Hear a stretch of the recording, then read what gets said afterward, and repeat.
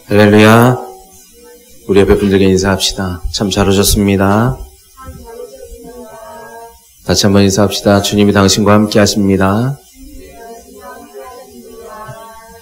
오늘 우리 하나님 말씀 같이 봅니다. 마태복음 14장 25절부터 33절까지의 말씀이에요.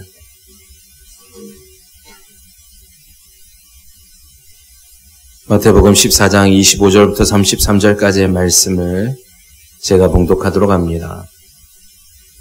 신약성경 23페이지에 있습니다.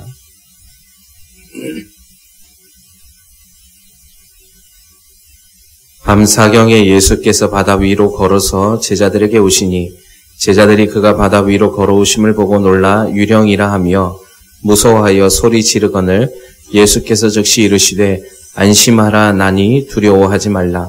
베드로가 대답하여 이르되 주여 만일 주님이시거든 나를 명하사 물 위로 오라 하소서 하니 오라 하시니 베드로가 배에서 내려 물 위로 걸어서 예수께로 가되 바람을 보고 무서워 빠져가는지라 소리질러 이르되 주여 나를 구원하소서 하니 예수께서 즉시 손을 내밀어 그를 붙잡으시며 이르시되 믿음이 작은 자여 왜 의심하였느냐 하시고 배에 함께 오르매 바람이 그치는지라 배에 있는 사람들이 예수께 절하며 이르되 진실로 하나님의 아들이소로이다 하더라.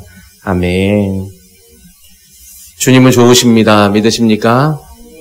주님은 날마다 우리에게 선함을 주시기 원하시고 여러분에게 이 땅 가운데서의 뿐만 아니라 저 하늘 천국에서도 주님께서 저와 여러분의 모든 상을 준비해 두고 계심을 믿으시기를 소망합니다. 요즘 뉴스 기사를 보면 자꾸만 질병, 바이러스 등으로 인해서 전 세계가 요즘 많이 혼란스럽고 또 위기 가운데 있는 것처럼 보입니다. 그러나 우리 주님을 믿고 있는 저와 여러분의 삶 안에서 주님께서 지켜주시고 치료하시고 보호해 주심을 여러분 믿으시길 바랍니다. 특별히 이런 환난 때에 하나님은 하나님의 자녀들을 보호해 주시는 역사를 성경을 통하여서 늘 말씀해 주셨습니다.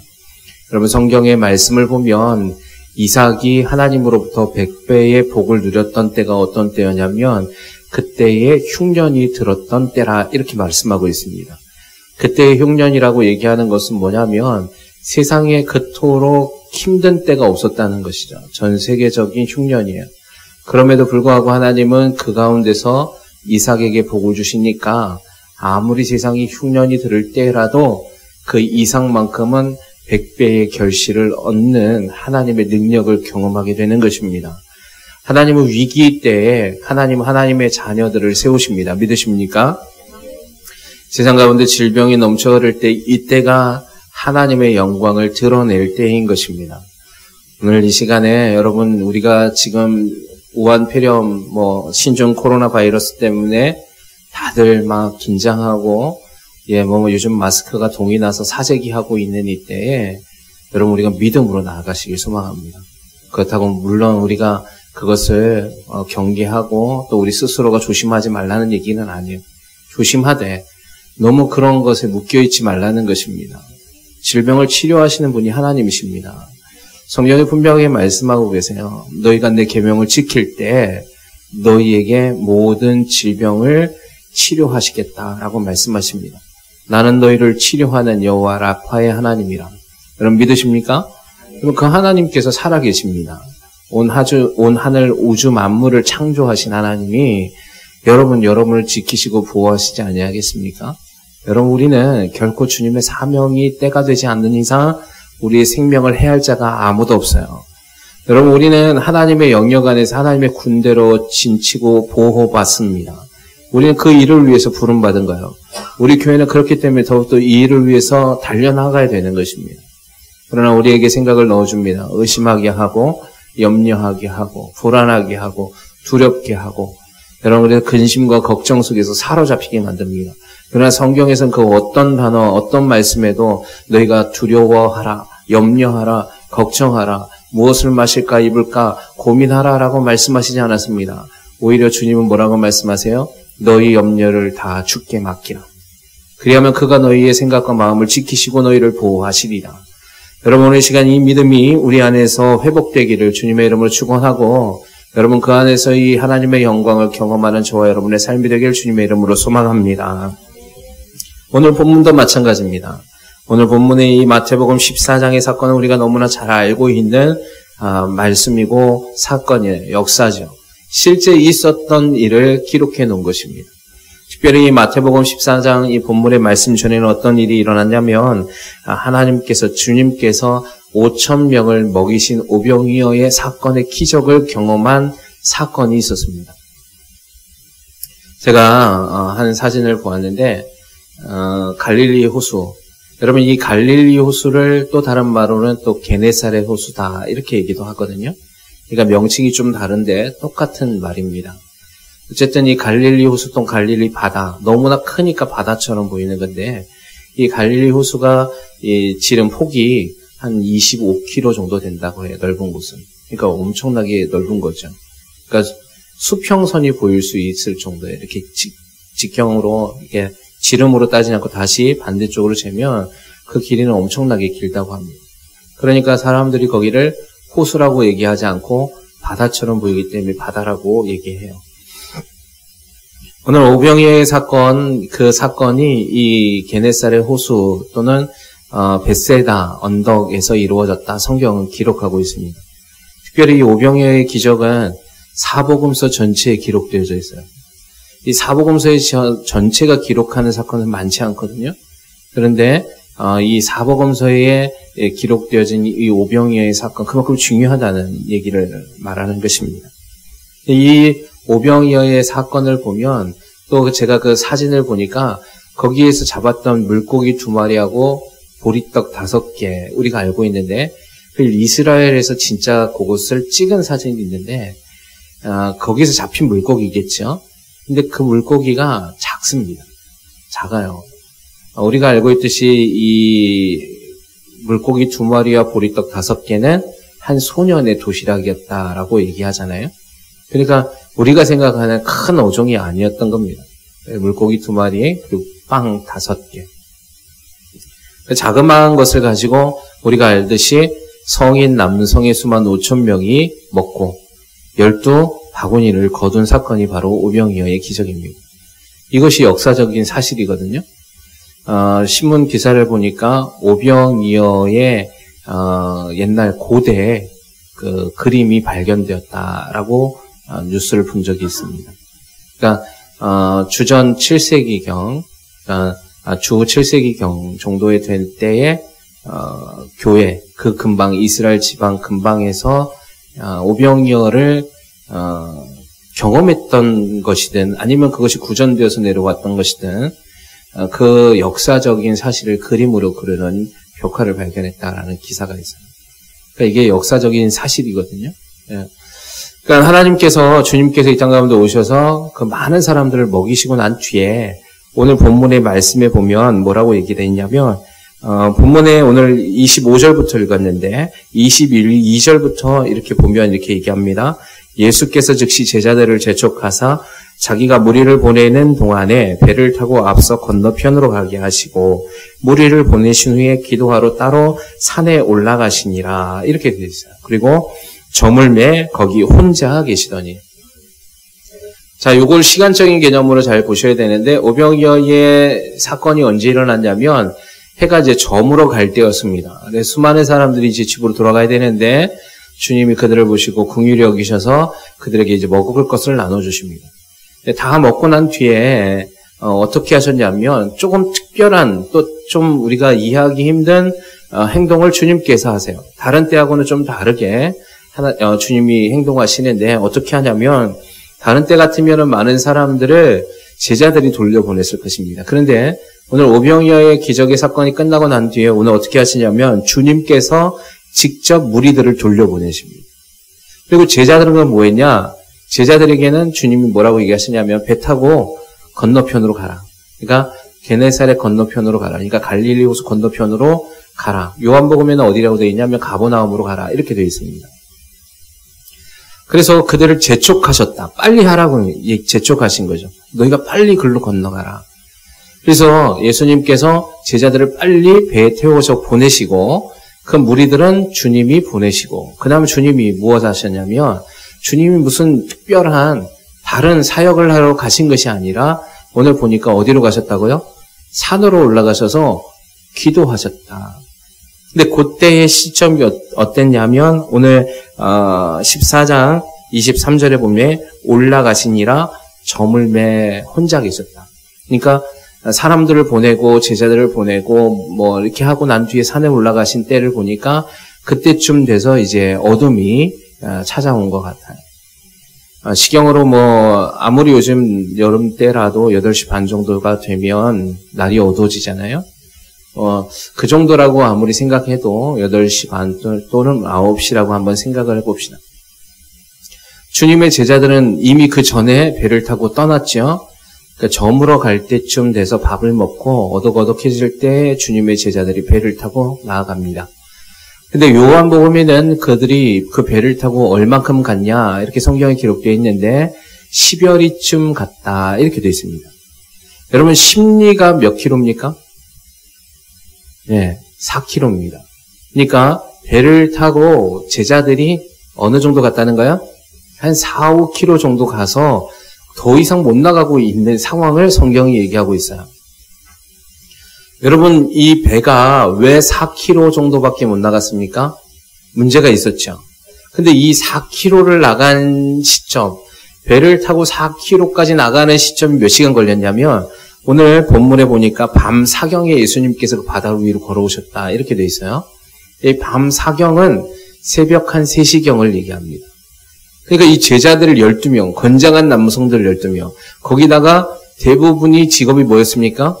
어부였죠. 전문직입니다. 배 타고 평생을 살았던 사람들, 배 타고 갈릴리 호수에서만 평생 그 일을 했던 사람들이 많이 있었어요. 남성의 수만 12명.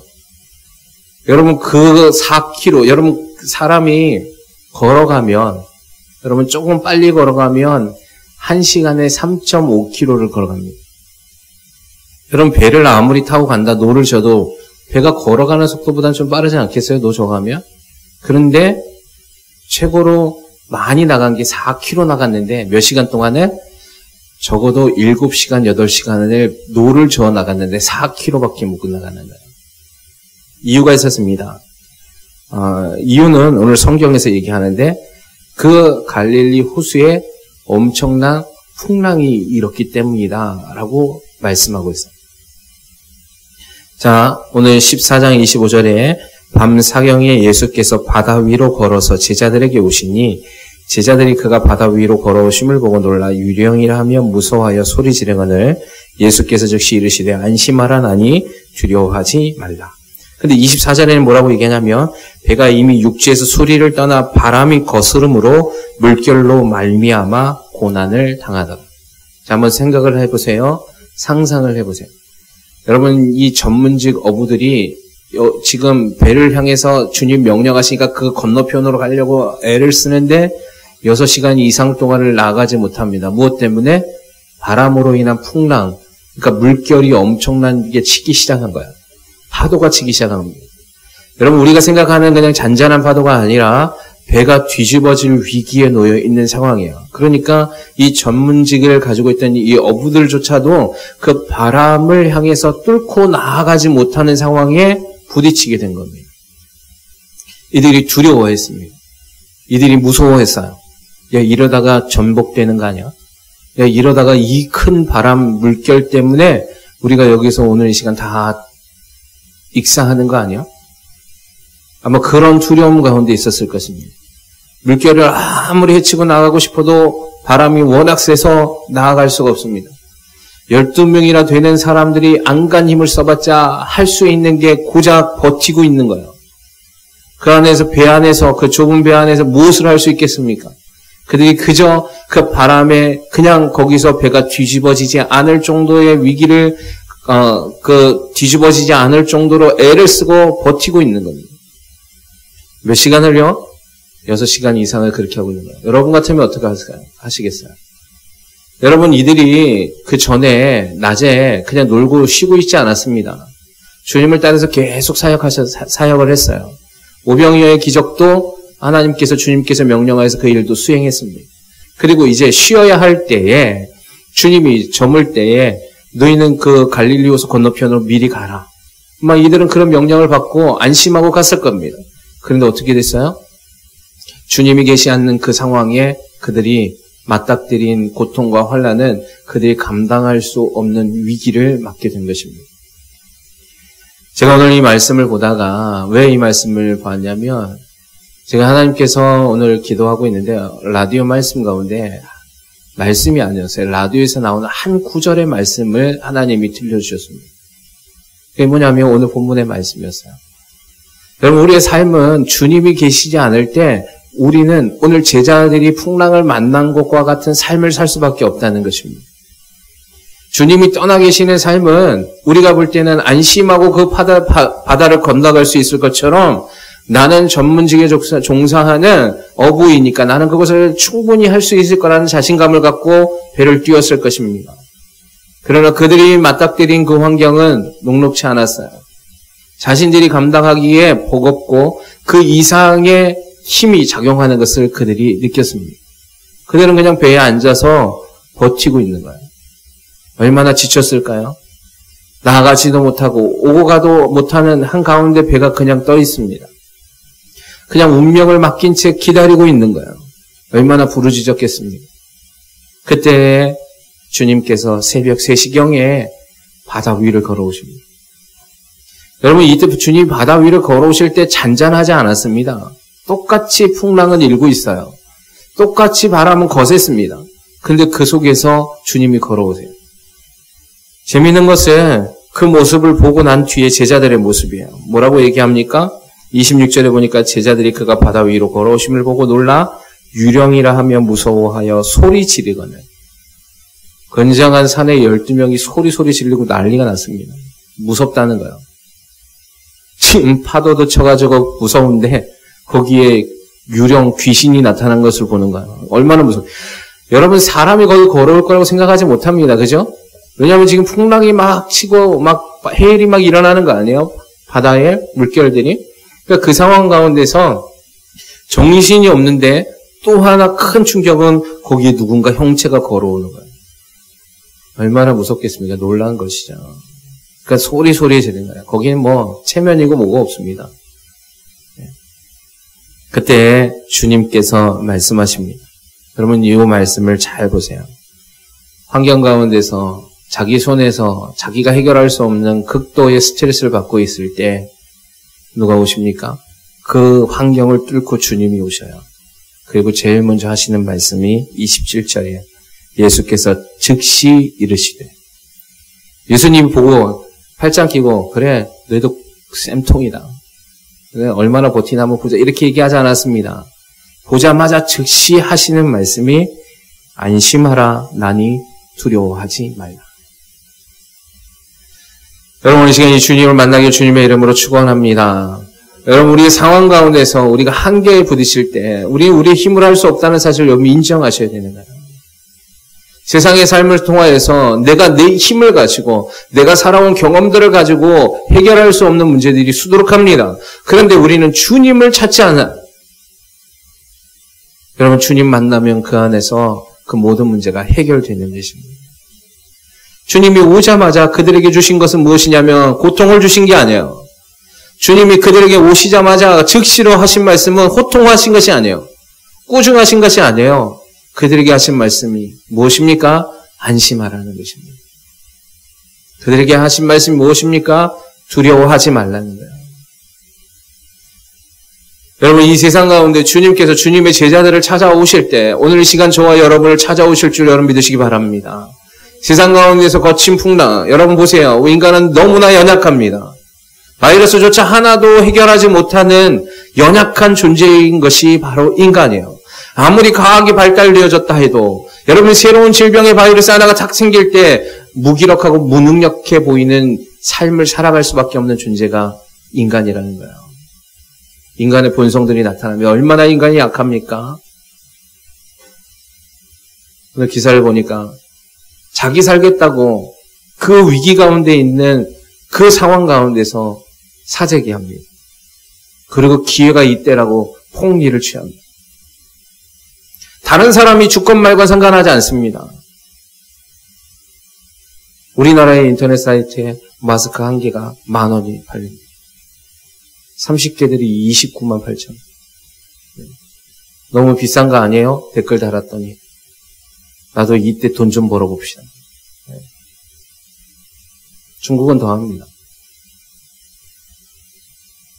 중국은 우한에 있는 그 지역에 있는 사람들이 나오지 못하도록 어떻게 합니까? 총 들고 서 있더라고요. 나오면 쏘겠다는 겁니다. 너 때문에 내가 폐렴 걸려서 죽느니 너 나오지 못하게 너를 죽이겠다는 겁니다.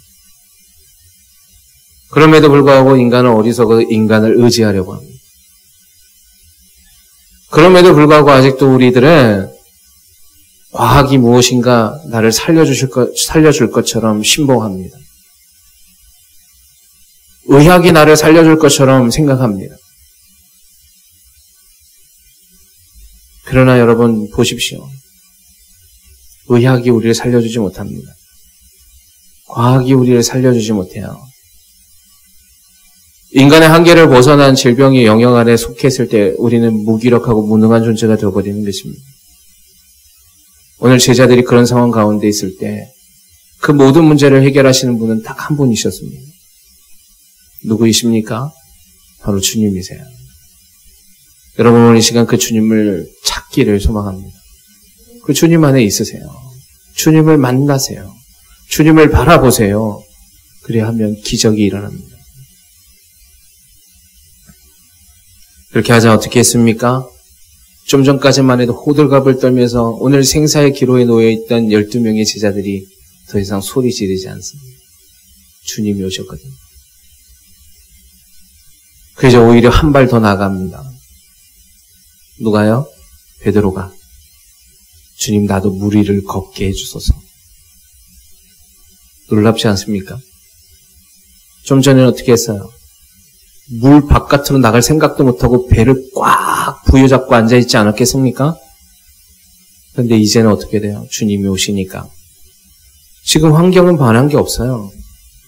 여러분 이 풍랑이 언제 잠잠해집니까? 32절에 보니까 배에 주님과 베드로가 함께 오르사 바람이 그치는지라. 지금은 똑같습니다. 바람은 그대로 있어요. 풍랑은 그대로 있어요. 똑같은 그 환경 가운데 베드로가 어떻게 얘기합니까? 주님 내게 명하사 나도 물 위를 걷게 하여 달라고 간청합니다. 기적이 일어납니다. 내 믿음이 회복되어지는 거야. 내 마음이 평강이 있으니까 나도 그렇게 할 수 있는 기적을 경험하고 싶다고 고백하는 겁니다. 여러분이 진정 주님 안에 있다면 우리는 그런 일들을 가능케 되어줄 것입니다. 주님이 이미 우리에게 그것을 허락하셨어요. 이미 이 모든 질병을 파쇄시키셨고 사망 권세를 파쇄시키셨고 오히려 그 파쇄시킨 것뿐만 아니라 그 모든 권능을 너희에게도 주겠다라고 말씀하셨습니다. 내가 하는 것보다 너희는 더 큰 일을 하게 될 것이라고 말씀하세요. 그런데도 불구하고 우리는 아직도 바람과 파도를 봅니다. 왜? 진짜 주님을 내 앞에 모시지 못했기 때문에. 그래서 어떻게 합니까? 예수님께서 베드로에게 허락하십니다.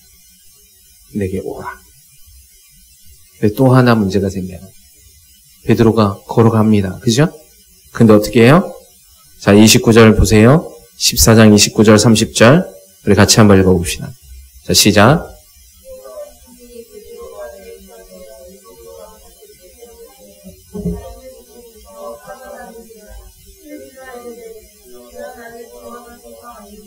여러분 보세요. 베드로가 어떻게 합니까? 배에서 내려서 물 위로 걸어갑니다. 놀랍지 않아요? 예수님께서 명령하니까 그걸 해냅니다. 여러분 이 세상에서 물 위를 걸어간 사람이 있다면 베드로밖에 없을 것 같아요. 그죠? 그 일을 합니다. 여러분 이걸 흉내내기 위해서 마술사들도 물 위를 걸어가는 속임수들을 막 쓰잖아요. 근데 그건 다 속임수입니다. 그러나 베드로는 속임수가 아니었어요. 진짜 물 위를 걸어갔습니다. 걸어가는데 주님이 앞에 계셨어요. 자기의 마음에도 믿음이 있었고 자기의 마음에도 평강이 있었고 확신이 있어서 걸어갔습니다. 그런데 어떻게 됩니까? 30절 말씀. 베드로가 뭘 봅니까? 바람을 보고 그리고 어떻게 됐습니까? 무서워 빠져가더라.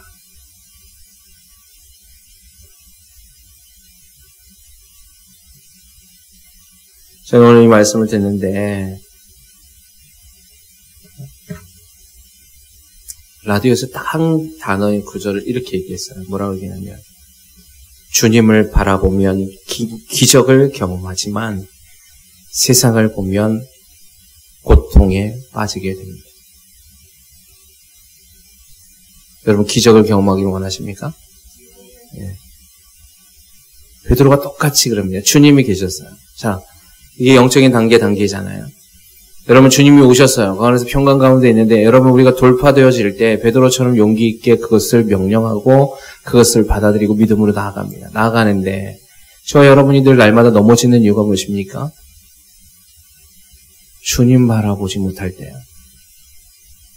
주님을 보고 가면 기적이 역사합니다. 주님이 명령하신 대로 주님이 앞에서 오라 하시는 것에 순종하고 믿음으로 주님만 보면 기적으로 걸어가는 거예요.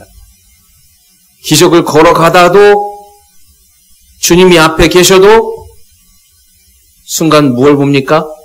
바람을 보면 두려움이 임합니다. 그래서 빠지는 거예요. 여러분에게 두려움이 있습니까? 여러분이 무서운 것들이 있어요? 염려가 있어요? 그건 주님의 것이 아닙니다. 주님의 것은 기적이에요. 주님의 것은 평강이에요. 주님의 것은 믿음입니다. 오늘 시간 이것을 회복하길 원하세요. 우리가 그것을 선택하길 원하세요. 환난과 세상의 것들을 선택하는 것이 아니라 기적을 선택하라고 명령하고 계십니다. 나를 보라고 말씀하시는 거예요. 내게로 오라고 말씀하시는 거예요. 내가 너희를 치료하리라 말씀하신 것을 믿으라고 얘기하는 거예요. 내가 너를 복되게 하리라 하신 말씀을 믿으라는 거예요. 그러나 우리는 주님 앞에 그것을 말씀하신 걸, 주님이 말씀하신 걸 보고 있음에도 늘 날마다 세상을 봅니다. 늘 풍랑을 봅니다. 늘 바람을 봅니다. 그리고 두려워합니다. 그러니까 빠져가는 겁니다. 저 같으면 만약에 제가 예수님이었으면 그냥 빠지도록 내버려둘 것 같아요. 답답하지 않습니까? 그러죠? 근데 주님이 어떻게 하신 줄 아십니까? 31절에 예수께서 즉시 손을 내밀어 그를 붙잡으셨다. 그럼 주님이 이렇게 좋으십니다. 왜 우리가 주님을 날마다 원망합니까? 왜 우리가 주님을 날마다 의심합니까? 차라리 우리는 세상을 의심해야 되는 거예요. 세상에 내게 해준 게 없잖아요. 그죠? 늘 환경의 어려움과 고통과 질병만 주는 것이 약한 세대인데 정말 좋은 것 주시길 원하시는 주님의 선하심을 늘 날마다 의심하는 경우를 보게 됩니다.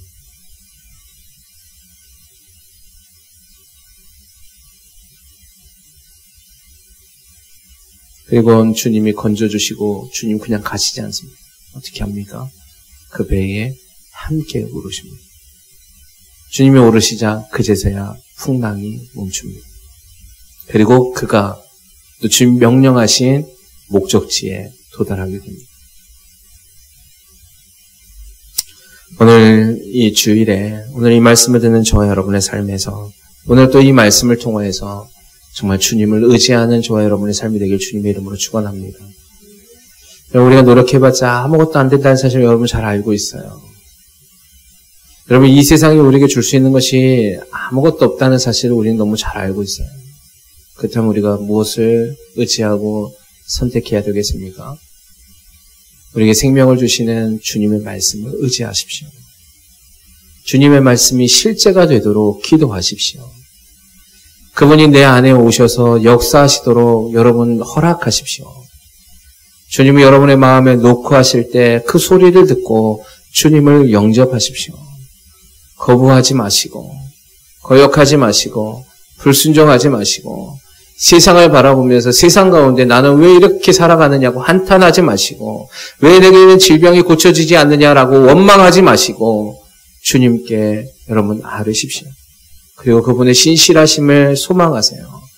그리고 그분의 신실하신 역사가 실제가 될 것이라는 사실을 믿으십시오. 그렇게 할 때 주님의 영광이 저와 여러분의 삶 가운데 기적을 만들어낼 것입니다. 여러분 하나님의 나라는 초자연적인 역사의 나라입니다. 한 책의 제목이 이거예요. 기적을 초자연적인 세계를 자연 세계에 이끌어오라. 하나님의 나라는 초자연적인 세계거든요. 그 초자연적인 세계가 자연적인 세계 가운데 이루게 하라는 것입니다. 어떻게 할 수 있어요? 우리는 못하잖아요. 우리는 자연적 세계 가운데에서 살아가는 존재들이에요. 얼마나 감사하고 얼마나 놀라운 하나님의 말씀이 선포되어졌습니까?